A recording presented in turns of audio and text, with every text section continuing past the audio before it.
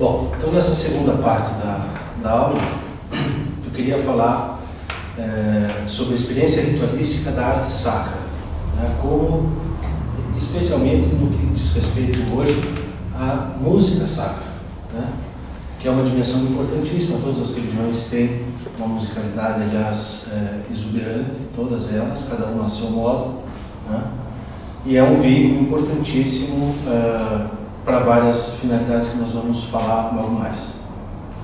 Agora, para você se colocar numa posição tal que a audição dessas músicas, desses cânticos, seja proveitosa do ponto de vista religioso, é preciso cumprir alguns fatores, alguns requisitos.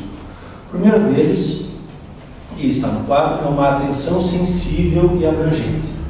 A atenção sensível inicialmente começa pela audição, né, que é uma faculdade perceptiva, né, do ponto físico, e com a sua posterior projeção no campo do sentimento e no campo da mente, certo? Ou seja, é preciso ter uma passividade dócil a esse estímulo, assim como a todos os outros, uma abertura. É preciso não estar fechado, não estar embotado, não estar anestesiado, né? Em situações de normalidade, tudo aquilo que nós escutamos, nós compreendemos, reagimos a esta apreensão, tanto com a emoção quanto com a mente. Mas é possível estar distraído, né? Você está ouvindo, os seus ouvidos estão funcionando perfeitamente bem na dimensão física, mas você não registra o ingresso daquele estímulo com as faculdades superiores, como a memória, a cognição, etc., né? Então é preciso ter um refinamento em todos os níveis da personalidade, tá? Um refinamento. O que é esse refinamento? Vamos imaginar uma música complexa como a Nona Sinfonia do Beethoven, por exemplo.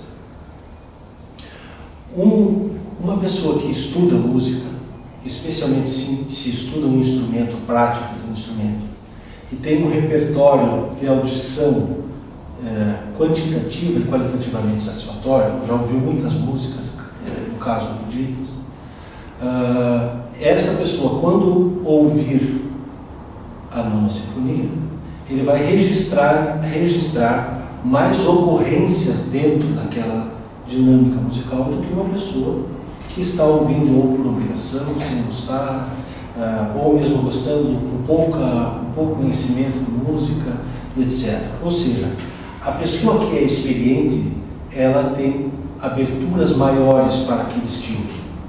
Mais coisas ela percebe naquela música. Ambas são perfeitamente audientes, ao contrário do Beethoven, que depois se tornou surdo. O problema, então, não é um problema físico, mas é um problema no processamento e no registro daquilo que entra através da audição, né, no aparelho psíquico da pessoa, né? Então, esse refinamento é assim, com estímulos menores, mais discretos, mais tímidos, a pessoa não deixa aquilo fugir, ela retém aquilo, ela pega aquilo, né? Ao passo que uma pessoa embotada, uma pessoa assim, grosseira na sua captação dos fatores que constituem as experiências, é uma pessoa que, mesmo coisas às vezes muito evidentes, muito claras, passam batido, né? Sabe? Porque ela não tem uma disciplina de estar presente ouvindo aquela música, ela já começa a ouvir música, já começa a pensar em outra coisa. Então, essa atenção sensível, dócil, aberta ao ritmo é importantíssimo para aquela experiência religiosa que falávamos antes, na primeira parte, que é proveitosa, que é eficaz, né? Isso eu aprendi, inclusive, com uma entidade também, uma criança, e simbolicamente uma criança, claro, que falava que, em relação às mensagens da espiritualidade superior, os ouvidos humanos eram como que parcialmente surdos, E às vezes essa espiritualidade precisava falar muito forte para a pessoa ouvir, porque se fala em voz normal a pessoa não está prestando atenção, né? Então nós temos que ter essa abertura, isso não só musical, mas assim, visual. Você entra no templo e tem um arranjo, um ornamento, um preceito, uma oferenda ali já previamente constituída e que dá a tônica do rito, que dá o enredo do rito. Uma pessoa sensível, ela vê as ervas que estão ali, claro que precisa de conhecimentos prévios, né? Ela já percebe mais ou menos que orixás estão sendo invocados, qual que é a tônica da coisa, né? Ao passo que uma pessoa embotada ou completamente destituída de conhecimentos prévios, vê lá, tem um monte, tem assim 200.000 espadas de São Jorge na oferenda. E a pessoa, se não tiver uma plaquinha com legenda, é para uma pessoa não vai entender aquilo, né? Uma pessoa com 2 semanas de vivência templária já é capaz de perceber que a espada de São Jorge está analogada com o Ogum, né? Então, é preciso ter essa finesse, né? O mestre falava isso, é importante ter finesse no processamento daquilo que lhe é entregue pelos sentidos numa primeira instância. Então, os estímulos visuais, os estímulos auditivos, os estímulos olfativos.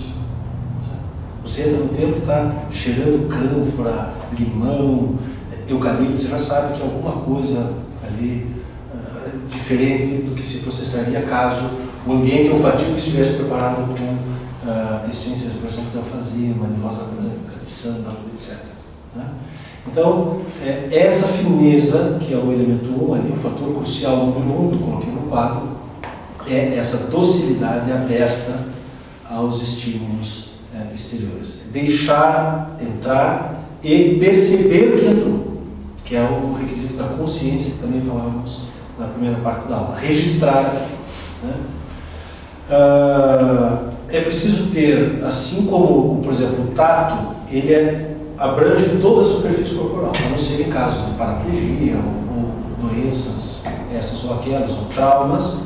Em situações de normalidade, toda a extensão corporal tem estruturas de captação de estímulos. O tato abrange totalmente. Agora, se é assim, o corpo deveria também ser assim com a personalidade. Nossa personalidade deve, toda ela, estar docilmente aberta, receptiva, apreensiva, no sentido de apreender estímulos externos. A mente fina é aquela que percebe coisas nas coisas mais sutis, né? O coração, uma afetividade fina, é aquela que na menor variação melódica do ponto já percebe que aquilo deu uma nota de melancolia, ou uma nota de alegria, ou uma nota de sinistralidade, assim por diante, né? Esse tom aqui foi um pouco sinistro, grave, né? Provavelmente tem a ver com Xangô, com Exu e assim por diante, né? Então é preciso ter essa abertura dócil. Esse é o primeiro fator crucial para o aproveitamento da arte sacra no terreiro, no templo. Então, só que todos nós sofremos, em maior ou menor medida, os anestésicos da mediocridade, da vulgaridade, né?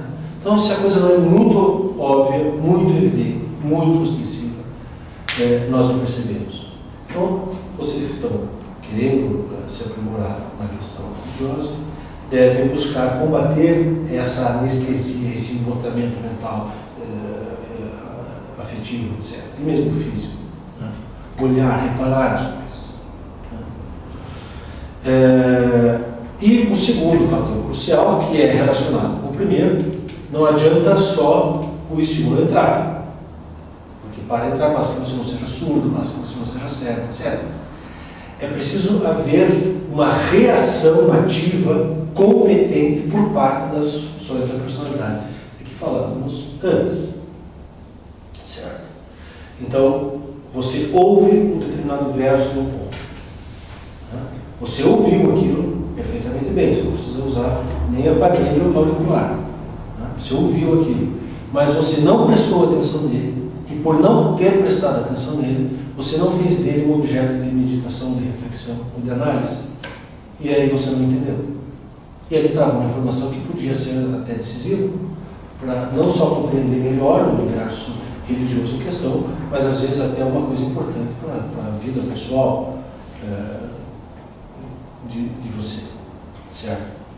Então, se no primeiro fator crucial é uma questão de passividade, agora é de atividade. Você recebe, você se impressiona com um determinado estímulo, seja ele visual, auditivo, olfativo, gustativo, o que for, né? Mas você reage a ele, você interpreta ele, você decifra, você processa ele com todas as faculdades da personalidade que falávamos antes. Claro que para esse aproveitamento ativo daquilo que entrou no seu psiquismo, você depende de conhecimentos prévios, certo? Então, precisa saber, ou porque alguém te disse, ou pela própria simbologia óbvia da coisa, que a erva a espada de São Jorge está relacionada com o Orixá Ogum.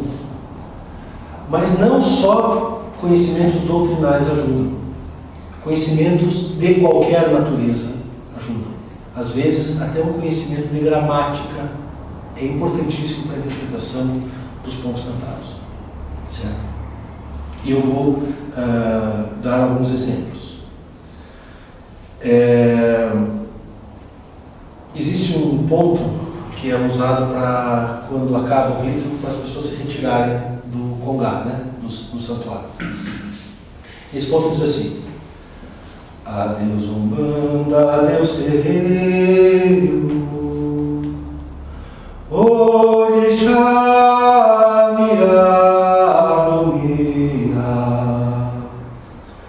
na luz da estrela guia, Orixá me alumia, na luz da estrela guia. Veja, esse ponto, para além da beleza, para além do seu sentido mais óbvio, encerra uma ambiguidade que, se você não conhece gramática, você não consegue resolver. Aliás, se você não consegue gramática, você não vai nem perceber a ambiguidade. Que é a seguinte: quando o verso diz assim, Orixá me alumia na luz da estrela guia, esse alumia é um verbo, certo? E é um verbo que pode estar, desculpem o preciosismo gramatical, mas ele pode estar no modo indicativo ou no modo imperativo. O que significa isso? No modo indicativo, você está descrevendo alguma coisa. Se esse verbo estiver no modo indicativo, o que ele significa é o seguinte: o Orixá me alumia. Isso está acontecendo. É uma descrição de uma atividade presente, né? Ele está no presente, me alumia. Ele me alumia. Mas se estiver no imperativo, esse verso encerra um pedido, uma petição. Orixá, vírgula, porque daí Orixá é vocativo, você está se dirigindo a alguém. Ele não é mais sujeito da frase, mas ele é vocativo. Você, nessa segunda possibilidade, você está pedindo ao Orixá que te alumie. Então veja, daí precisaria ver na parte escrita se tem vírgula ou não. Se tivesse vírgula é um pedido, se não tivesse é uma descrição. Certo? O duro é que provavelmente não existe apostila, e o duro é que, se houver apostila, provavelmente a pessoa que redigiu não tomou esse cuidado. Aí você pode usar um critério, na verdade você pode ouvir se conta essas duas maneiras. Mas você caiu de hora, a bênção para cara do pedido. A bênção ou ela está acontecendo ou você está pedindo que ela aconteça. As duas coisas são magníficas. Certo? Melodicamente, parece que esse verso encerra a petição. Pedido. Porque vai lá no agudo. É como se fosse um clamor. Orixá me alumia. Isso não parece uma afirmação. Isso parece um pedido. Certo? Então vejam o conhecimento de gramática. Onde é que vocês imaginariam que é a gramática, que em regra todo mundo detesta na escola, mas que é uma ciência maravilhosa, instigante e importantíssima. Importantíssimo. Quando é que se poderia supor que a gramática às vezes é crucial para pelo menos descobrir ambiguidades maravilhosas no processamento de um de um estilo ritualístico. Certo?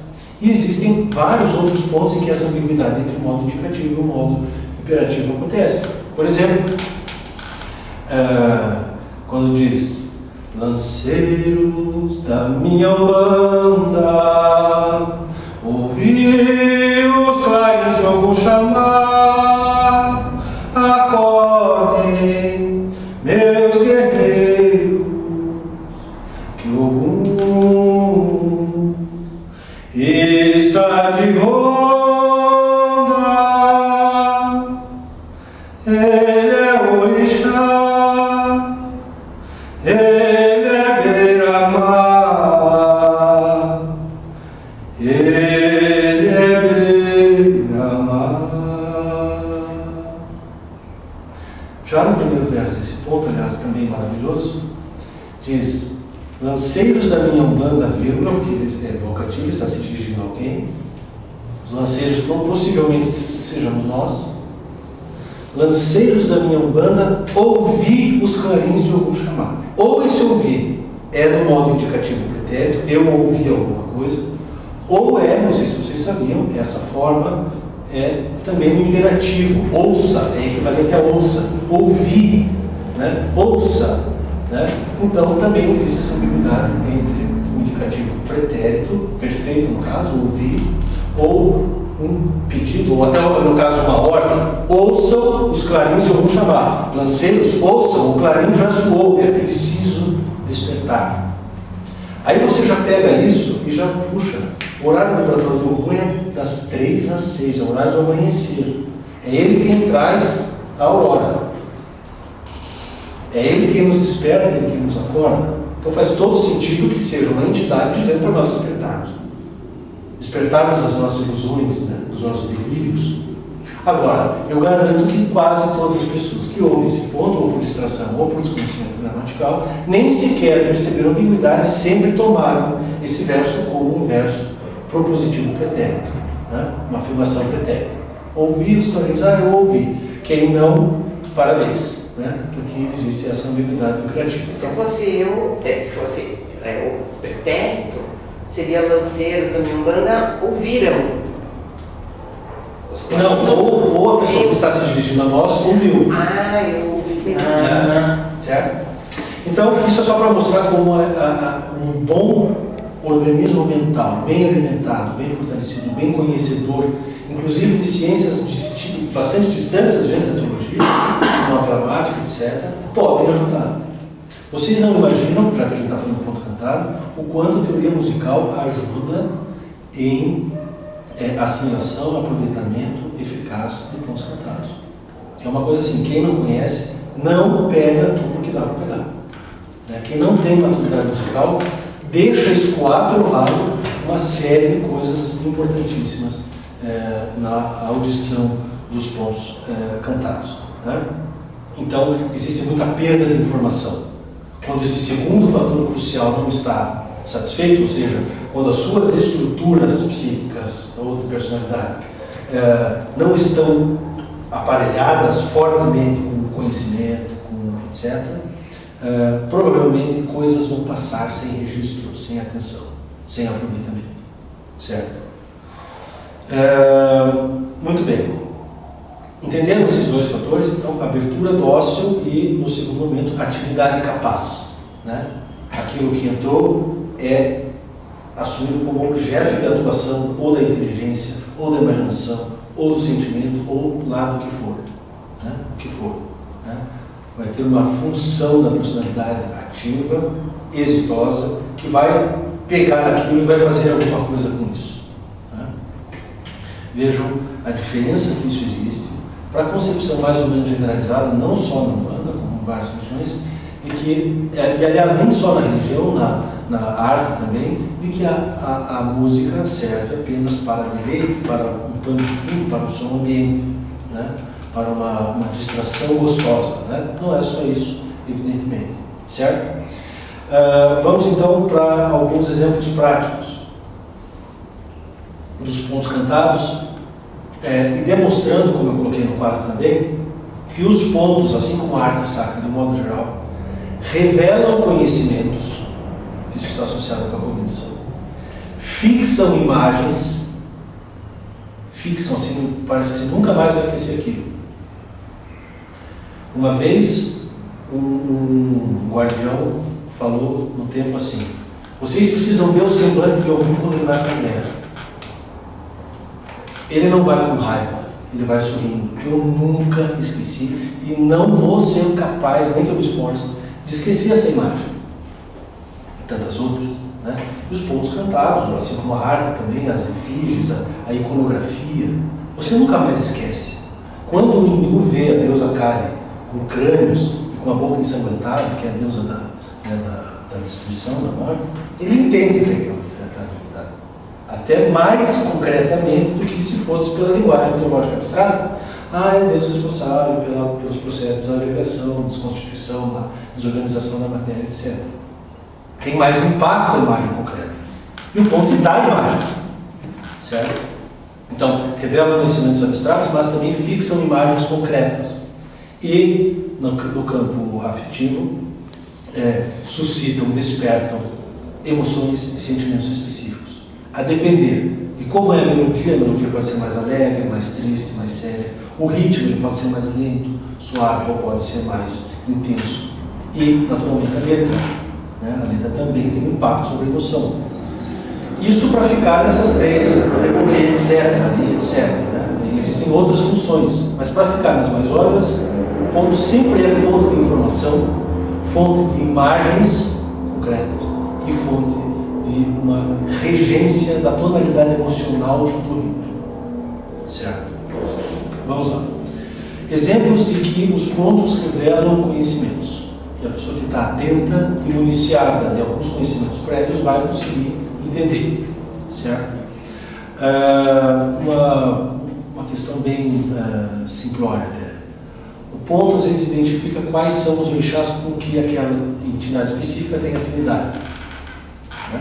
Então, por exemplo, o ponto do Caboclo Sete Pedreiras diz assim: trovão roncou lá na pedreira, pedra rolou, Xangô bradou, ecoou no mar de Mãe Senhora, e assim vai. Ou seja, Xangô em primeiro lugar, por isso veio na primeira metade da estrofe, e Iemanjá em segundo lugar. Então ele é uma entidade de Xangô, intermediando, ou seja, um tempero secundário de Iemanjá. Isso está para toda a gente ouvir e perceber, né? Mas a distração é um anestésico terrível e daí ninguém percebe, né? Então, é uma informação trivial, mas existem informações mais filosoficamente densas, inclusive, como aquela que eu já comentei com algumas pessoas e que eu só descobri depois de 10, 15 anos cantando esse ponto, para você ver como sempre escapa. Que é aquele quando você vai firmar, ativar as casas de força na entrada do templo, né? E você canta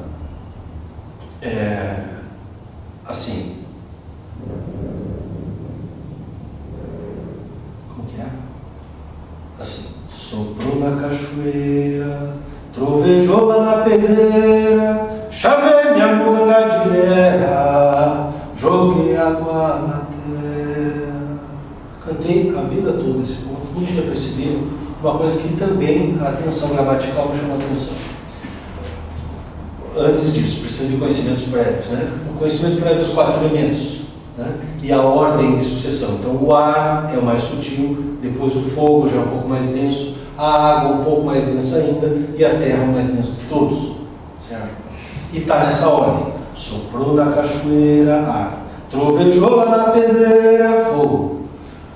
Chamei minha muganga de guerra, joguei água na terra. Certo? Muito bem. E eu achava que era só isso que o ponto dizia, mas ele dizia numa camada mais discreta uma coisa até mais importante, existencialmente falando, que é a seguinte: os elementos mais sutis e, portanto, mais próximos do espírito, simbolicamente falando, mais próximos da espiritualidade, divina, etc., são o ar e o fogo. Quando se canta por ar e por fogo, não fui eu que fiz a coisa, foi alguém, está na terceira pessoa. soprou na cachoeira, trovejou lá na pedreira. Eu não tenho domínio sobre isso. Agora, na hora de jogar água na terra, está na primeira pessoa. Joguei água na terra. O que isso significa? Algumas coisas me competem fazer, outras coisas eu peço para que a providência faça. Providência divina. Existem aqueles que acham que podem tudo sozinhos, existem aqueles que adoram terceirizar a responsabilidade e jogar tudo na conta do astral. Dizem, porque eu não tenho isso, não tenho aquilo, porque o astral não me ajuda. E, claro, a gente no momento oscila entre essas coisas também, a gente já passou também por esses dois extremos. Mas o ideal é a gente perceber que o meio termo é o normal. Algumas coisas estão fora do meu controle e aí eu espero que a providência me ajude. Outras estão sob a minha jurisdição e se eu não fizer, o ouro será meu. Ninguém faz no meu lugar. Né? O divino, a providência divina não pode jogar água na terra em seu lugar. Então você veja que informação ética importantíssima tem muito discretamente inserida nesse ponto. Então, isso eu estou dando exemplos de pontos que transmitem conhecimento. Né?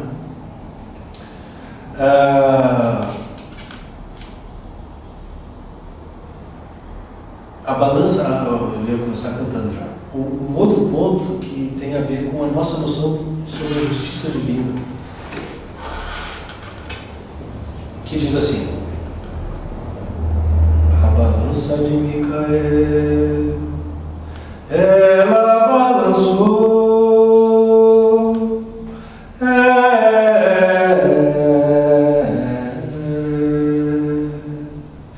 foi ela que me salvou.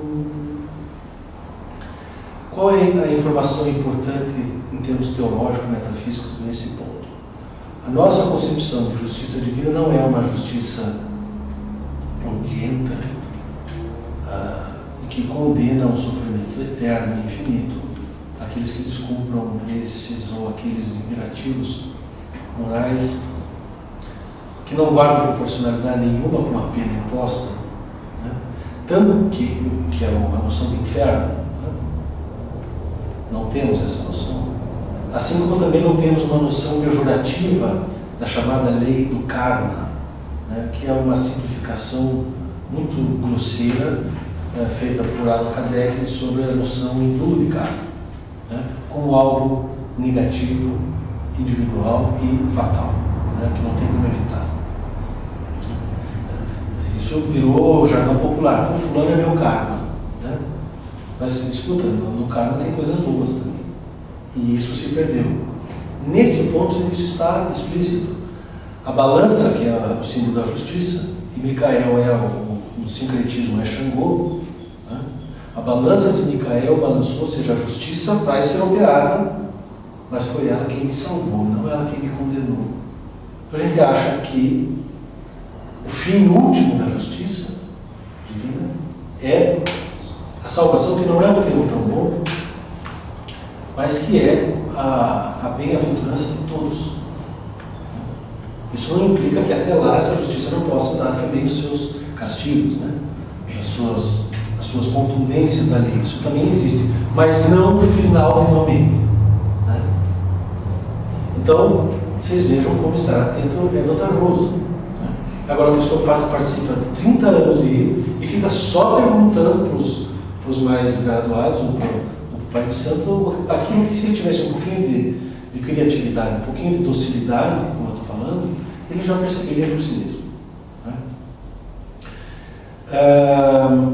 Fixam imagens, é a segunda coisa. Né? Então, eu tenho muitos exemplos que é possível dar. Né? Por exemplo, o Ponto Preto Velho, que diz assim: Preto Velho de Angola, caminhou tantos anos pra firmar sua gira com Micael. Olha como trabalhou velho Guiné. Olha como trabalhou velho Guiné.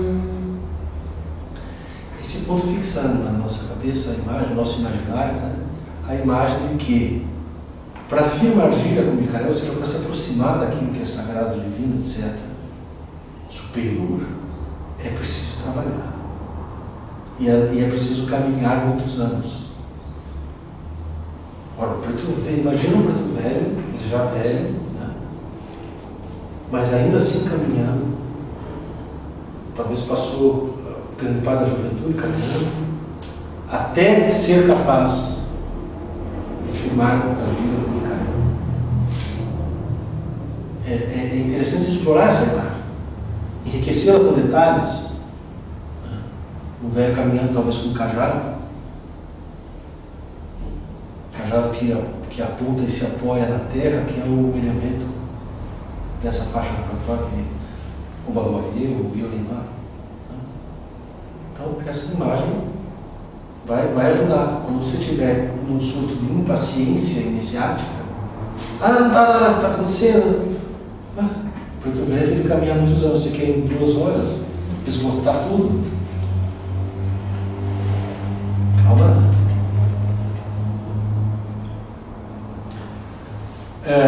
E aí várias imagens, a imagem do cavaleiro, a imagem do caçador, a imagem da mãe, a imagem do Luiz, a imagem do guerreiro, a imagem da criança.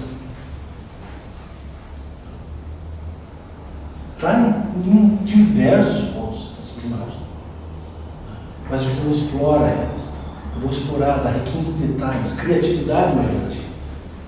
Então, por exemplo, o ponto. Mãe d'água é pura, ela é luz. Mãe d'água tem muito amor. Mãe d'água gosta de vir. Filho de Umbanda feliz.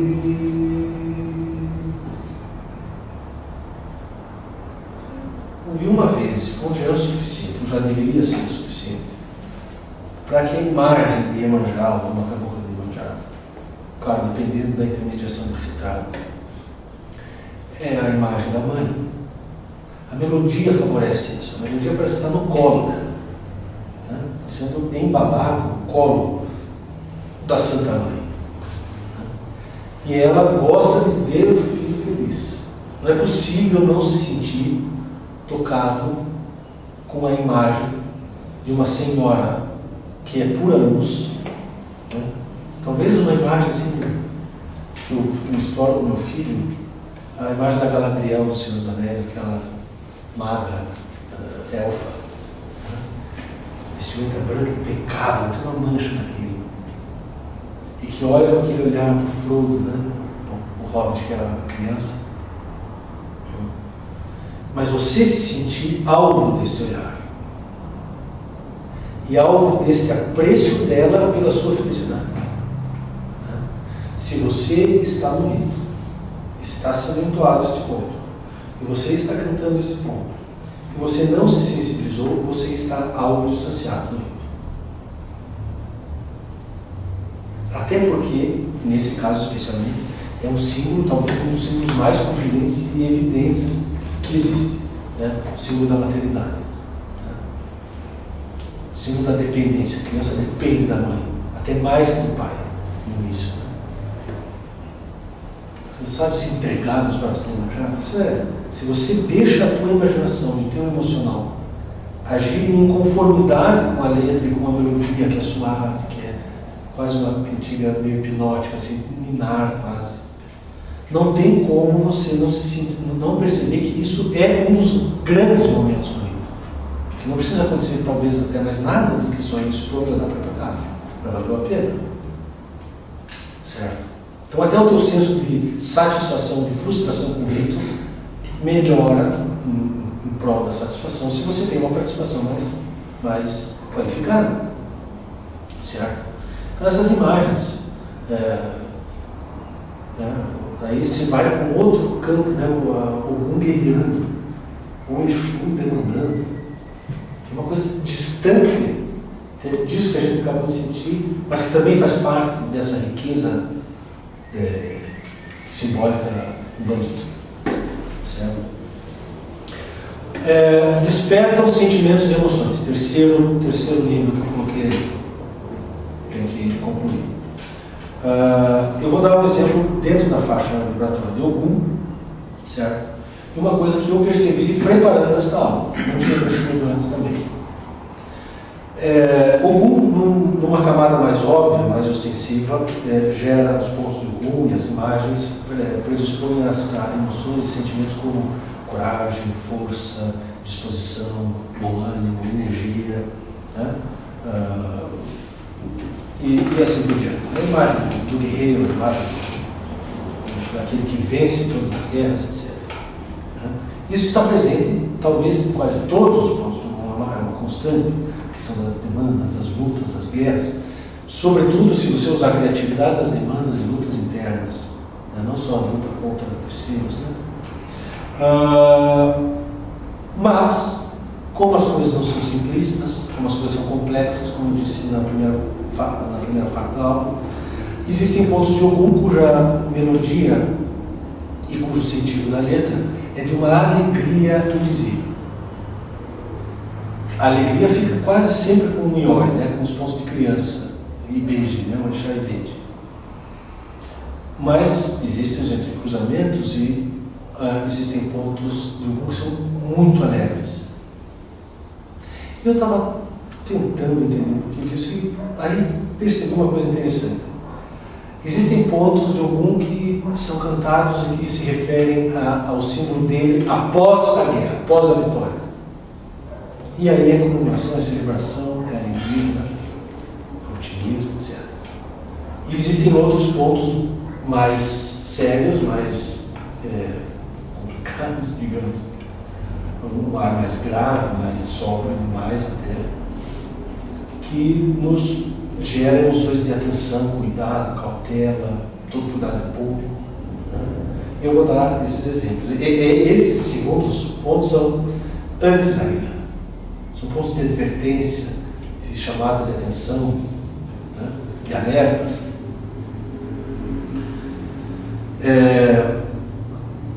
Antes da guerra é aquele que eu acabei de cantar, né? Lanceiros da minha Umbanda, e os clarins do Ogum chamar. Então a melodia ela não é alegre, ela é fechada, ela é escura, né?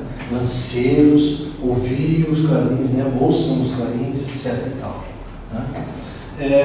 Mas existe um ponto, até que é muito rituado, que é muito alegre, que diz assim: Ogum, olha a sua bandeira, que está firmada aqui na minha aldeia. Ogum, nos campos de batalha, ele venceu a guerra e não perdeu soldado. Ogum, nos campos de batalha, ele venceu a guerra e não perdeu soldado. Por que da alegria quase saltitante, né, da melodia, né? É uma alegria aberta, luminosa, uma melodia aberta, iluminada, né? Não escura. Porque ele venceu a guerra já passou. Não tem mais motivo para medo, para insegurança, para temor, para atenção demais. A guerra já foi, ele venceu pelo passado. Não pretende. E melhor ainda, não perdeu o soldado, no singular. Algumas pessoas cantando no plural perdem a riqueza um pouco, porque não perdeu nenhum soldado. Né? Ele foi à guerra, venceu e ninguém perdeu. Nenhum de nós vai perder, vai sucumbir. Né? Isso é uma garantia muito assim, me deixa muito alegre de saber disso. Né? Que apesar de que a gente possa cair ou sentir alguma dor, alguma coisa, no final ele vai vencer a guerra, né? A justiça vai ser feita e todos estarão, então, vitoriosos e salvos. Né? Então, isso explica a melodia alegre, saltitante, um ritmo um pouco mais acelerado, né? Que aqueles pontos mais fechados. Então, nosso tempo já escoou, nós temos que encerrar. Nas próximas aulas, nós queremos continuar explorando de uma forma bem concreta, mediante vários exemplos, para vocês verem, e os exemplos não acabam, né? De como existe uma pauta de orientação, assim, através dos pontos, através dos preceitos, eu tenho muitas fotos aqui que eu vou projetar e interpretar com vocês, quanta informação tem ali, quantas imagens a serem reservadas na memória, quantas emoções, etc. Certo? Então, até a próxima aula. Muito obrigado por estar aqui.